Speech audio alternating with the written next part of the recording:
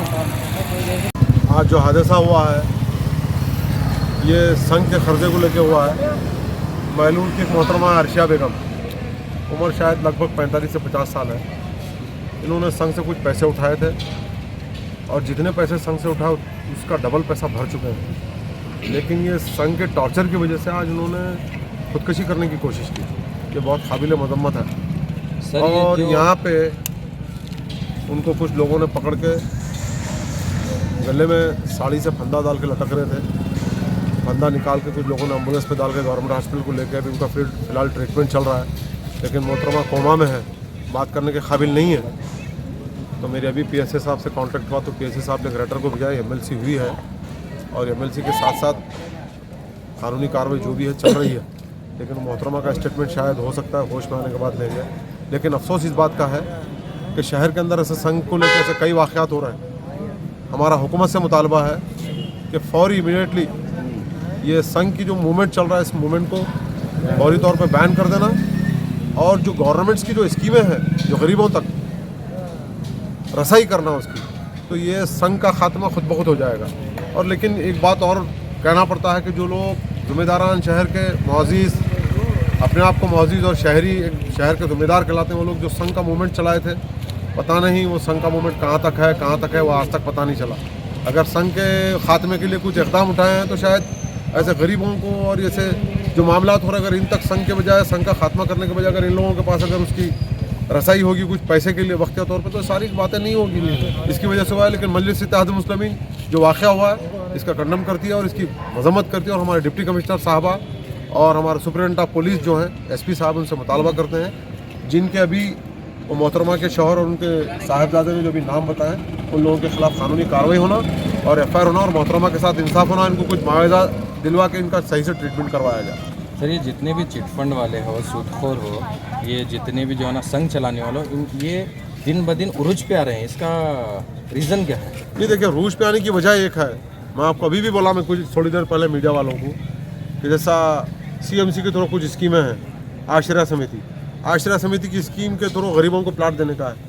लेकिन मसला क्या हो रहा है कि जो बरसरार इख्तिदार जो हुकूमतें आती है वो अपने वर्करों को प्लाटें देती है, गरीबों तक नहीं पहुँचते, और अपने गरीब लोगों को प्लाटें अलाट करती है, गरीब लोगों को घर देती है। हाउसिंग की स्कीमें हैं, गरीब के नाम पे सारी स्कीमें आती है लेकिन गरीब तक पहुंचती नहीं, उसकी वजह से इसका मामला ज़्यादा हो रहा है। तो इसमें कौन कौन शामिल है, आपको क्या लगता है? नहीं, हम जितने वक्त के हुक्मरान हैं जो इख्तिदार पर बैठे हैं लोग सारे जिम्मेदार हैं। भाई जो स्कीम लागू हो रही है वो स्कीम उन तक अगर पहुँचेगी तो ये लोग इक़दाम क्यों करेंगे? ये सारे लड़ाई झगड़े सब जो संघ का मसला है, रात में आना, घरों में 12 बजे टॉर्चर करना, 2 बजे टॉर्चर करना, सारी चीज़ें ख़त्म हो जाएगी। जबकि जो चीज़ जिसको पहुँचना वो वहाँ तक नहीं पहुँच रही। चाहे तंजीमें जो काम कर रही है वो भी अपने तौर पे भी जिसको पहुंचना है वहाँ तक नहीं पहुंच रही है। हुकूमत लेवल के ऊपर जो स्कीमें आ रही है जिनको जहाँ तक पहुंचना वो नहीं पहुंच रही, उसकी वजह से संघ का मामला बढ़ गया। मैं इतना कहते हुए मजलिस इत्तेहादुल मुस्लिमीन जो बिल्कुल जो मोहतरमा हॉस्पिटल में एडमिट है, इंशाअल्लाह ताला इनका जितनी हो सकती है हमारे से इनकी फुल सपोर्ट करेंगे और इनके ट्रीटमेंट के लिए जो इक़दाम हो सकता करेंगे। लेकिन मैं फिर एक बार मैं मुतालबा करता हूँ हमारे डिप्टी कमिश्नर साहिबा से और सुपरिटेंडेंट ऑफ पुलिस के संघ का खात्मे के लिए, और जो लोग कसूरवार हैं, जो टॉर्चर किए, इनके ऊपर फौरी FIR होना और इनके खिलाफ कानूनी कार्रवाई होना। हमारे घर में क्या है, हम तो काम को जाते हैं, हमारे घर में क्या टेंशन था कि वो संगा वाले वो फनस वाला को ये कर दिए, ये करने के बाद फांसी ले लिया। हम पूरा एम्बुलेंस आने के बाद वाले हैं आप कहाँ पे रहते हैं? कानूनी काम करता हूँ, महलों में तुम्हें मैं काम को यहाँ मुल्तानी कॉलोनी को आता हूँ, तांबे का काम करता हूँ, घड़े हांडे बनाते थे वो बनाता हूँ, मेरा शाम में होता काम, आते में 5-6। तो आपको मालूम कब हुआ? पूरा एम्बुलेंस आपको थैली का मालूम होगा। आप कौन लगती है लेडीज़ के? मैं मेरा हस्बैंड है। आपका नाम? शेख अफजल।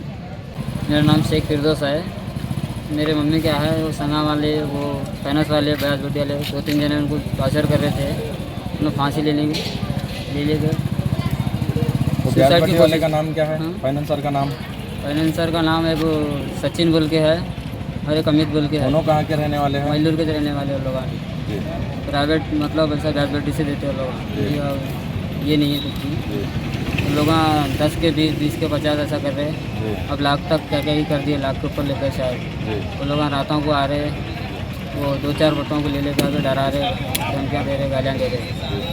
अब 2-3 दिन से ज़रा ये कर रहे थे लोग, वो टेंशन में शायद हम लोग काम पे थे, हमें कुछ भी मालूम नहीं। वैसे कितने ले तुम? वो कौन से भी रेखा बोल के कौन से भी दिला रहे थे उनको।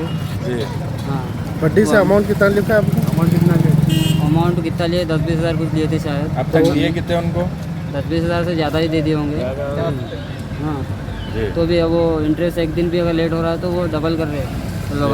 जी हाँ, इंटरेस्ट डबल कर रहे हैं और डबल के इंटरेस्ट को इंटरेस्ट लेते जा रहे हैं।